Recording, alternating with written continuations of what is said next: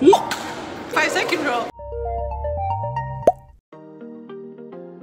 Pinto, you want some ice cream? Yes. We're vlogging. Oh my god. Hi. Hi. You just kissed my followers. I know. Blueberry cheesecake. Strawberry?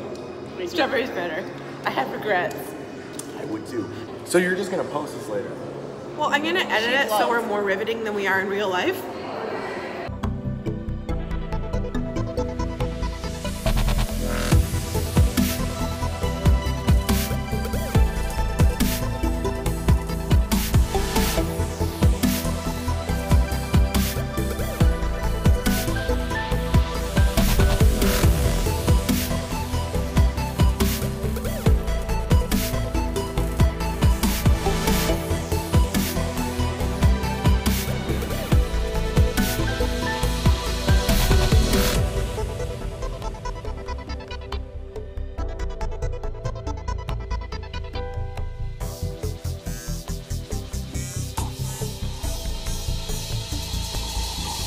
Drop.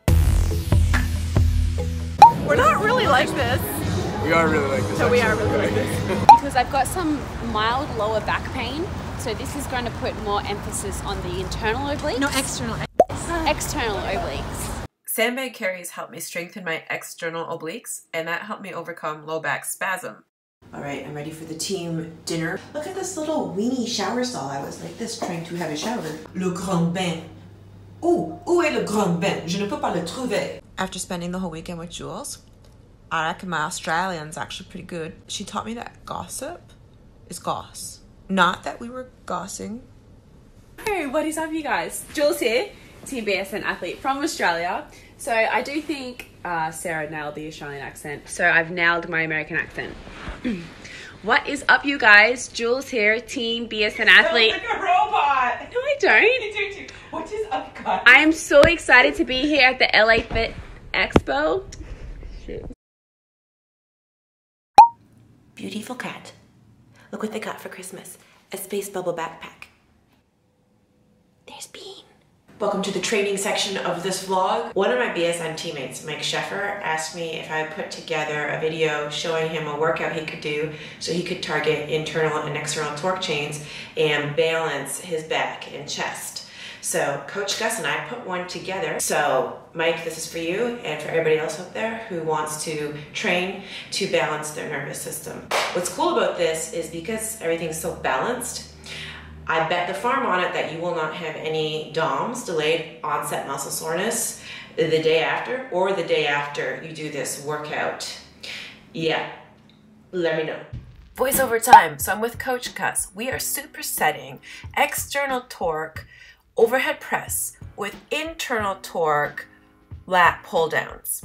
We do about 5 to 6 sets total, and we just alternate. Here I'm doing external torque targeting the clavicular head of my pec major. This is what Gus is doing. Notice it's super heavy and we go for about 5 or 6 reps. Now for the internal torque lat pull down, it's lighter weight so that I can do about 10 to 12 reps.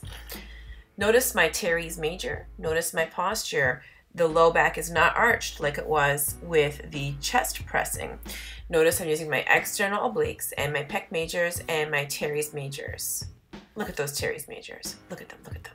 Oh yeah, look at them, look at that. So from the side view, if you look at my armpit region, you can really see the tension in the pec major and the teres major. Here you can see the pec major from this angle. Note that I am not arching at all in my low back. That's why I'm using the external obliques to prevent that arch. But in this case, for the external torque low row, now I do want to arch the back, so I use my internal obliques. So I'm using my lats, I'm even using my glute meats, but I'm not shrugging up with the upper traps. This is heavy, 180 pounds for 5 reps. We're supersetting this with the internal torque pec deck, targeting the sternocostal fibers of the pec major. So this is a lighter amount of weight such that I can do 10 to 12 reps, targeting the parasympathetic nervous system, as is the way I'm breathing. I'll discuss that once Gus jumps on the machine. Take a look at the gentleman on the stair mill. I want to teach you something. So going upstairs for a long duration like he's doing is internal torque. So that would mean you would use your inner hamstrings, your glute max, your external obliques. But you can see that he's actually compensating. He's using external torque. His feet are toed out, which is a sign he's using his glute meads to compensate for weak inner hamstrings and a weak glute max. You can also see his low back is arched. He's using his internal obliques. I bet he probably has low back pain too. So his treatment would be to improve his internal torque chain. Gus is doing internal torque pec flies, targeting the sternocostal fibers of the pec majeur. He is breathing in through his nostrils and out through his mouth. The nose breathing is on the eccentric.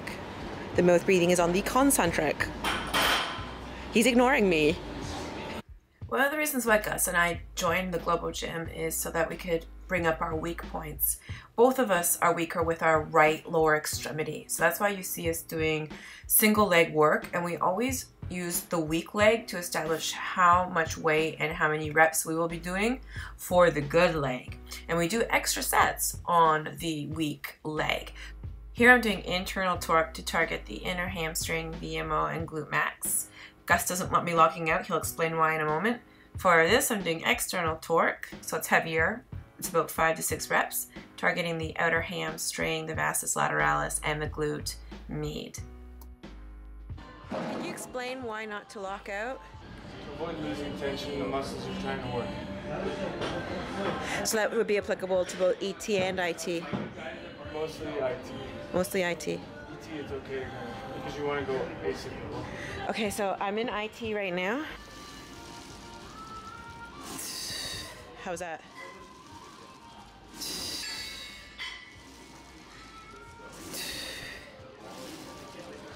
He says yes. Then I finish up with a superset of hip abduction and hip adduction, 5 total rounds. So this is hip abduction, opening the legs up. It's external torque, so I'm going as heavy as possible for 5 reps. Then I did hip adduction, so it's a little bit lighter, and I aimed for about 9 to 10. Neither of us were sore after this workout the next day or the day after. We were able to mitigate DOMs because we balanced IT and ET with our agonists and our antagonists. I really struggle to find pants that stay up over my booty. Aren't these pants awesome? I got them from Amanda Latona, her Booty Queen Apparel squat test. And they passed the cellulite test. I like that they're shiny. What's going on back there? Since I wasn't sore after that session with Gus, I was able to go to the gym the very next day. So this is how you hack performance. If you can prevent DOMs, you can train more often. I mean, that's how steroids work. The whole reason why people take steroids is because it decreases their recovery time so they can train more often. All right, let's go to the gym. Here I'm doing some pectoral activation drills to make sure my pec majors are firing. This is all internal torque. I like to do a few mobility drills too, just to get my 40-year-old body moving. So I do air squats and I like to do side lunges. Then I move along to the strong fit openers. This is the inner hamstring opener. This has helped me learn how to use my inner hamstrings, external obliques, glute max. And in fact, it's helped me so much that I now have a new party trick. I can do pistol squats. In fact, I can do 2 sets of 10 alternating pistol squats. It's been a good year. Getting stronger in the right places is just, gosh, it's a phenomenal thing. I can't tell you how happy I am. The confidence it has brought me is just, I can't stop going on and on about it. So this is the Jefferson squat opener, and this is to improve my external torque mobility. These are the shoulder openers. I like to do these especially before I do any overhead work. For example, handstands, overhead pressing. So here I'm focusing on keeping the short head of the biceps engaged, as well as the external obliques engaged and the pec majors. So this is all internal torque. You do not see me shrugging up at the upper traps at all. You do not see me compensating by arching my low back either. Before I do handstands, I like to do an opener for them, the nose and toes handstand. So you can see I do a wall walk and then I get my nose and toes pressed up against the wall. I'm in internal torque. The low back is not arched. And this is my first time doing a handstand in public with my shoes on. I always do it barefoot. So I was pretty excited when I only tried it 2 times, and both times I held it for over 30 seconds. So I think it's safe to say this girl can do handstands. Yay! Only took me 40 years to learn how to do that. All right, leg day. So this is cyclical, internal torque, knee extension, then external torque, acyclical. Then I also moved on to single leg work. We know my right leg is weaker, so I use that leg to establish my weight and my reps, and then I'll do the same amount for the stronger leg, and then I'll do extra sets on the weaker leg. And I do this for every exercise in the lower body. I do it also for my upper body. I think that when you're aware of your weaknesses and you can bring those up by doing single extremity work, that makes you a better athlete. So here I was trying to do internal torque on the prone hamstring curl, which I find hard to do on this machine. It just makes you want to arch. Here you can see the exaggerated arch with the external torque version, which is what we want. I find I do a better job with internal torque hamstring curls on the standing machine. So here's external torque, so you can see the arch targeting the glute med and the outer hamstring. You can even see the head go up, so I'm in full external torque posture. Internal torque here, there you can see I do a much better job not letting the back arch, using the external obliques, the inner hamstring, and the glute max. I like this machine. So I start with external torque, and that's outer hamstring, glute med, and you can see I'm arching. Then I switched it to internal torque, so inner hamstring and glute max, trying not to arch. Again, it's hard on these machines the way they posture you. You have to really concentrate on using your external obliques. Okay, here I'm doing external torque incline dumbbell press, targeting the clavicular fibers of the pec major. 50 pounds, yo! I felt badass. Then I supersetted that with internal torque lat pushdowns, leaning against the wall to facilitate internal torque. And I did 5 total sets of that couplet. Then I moved on to 5 sets of this couplet, the internal torque chest press machine, targeting the sternal costal fibers of the pec major. Supersetted that with external torque wide grip pronated pull-ups. Sick! I love getting stronger. I mean, who doesn't love getting stronger? I bought this fancy light. Oh, I reckon that does make me look better. I confess I bought this light because, well, I was comparing myself to the younger generation of fitness vloggers. You know, the girls who are in their 20s and their 30s. I'm in my 40s. The irony is that I am in better shape at 40 than I was in my 20s and in my 30s.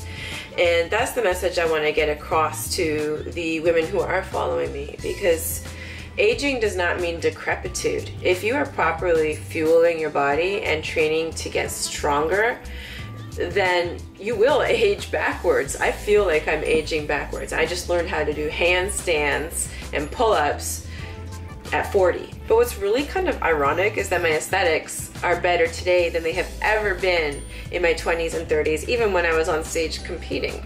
But what I enjoy the most about all of this is the stability that I have. My weight is constant. It's not going up and down, and that's because I'm not depriving myself. I'm not eating in a calorie deficit. I don't do cutting and bulking.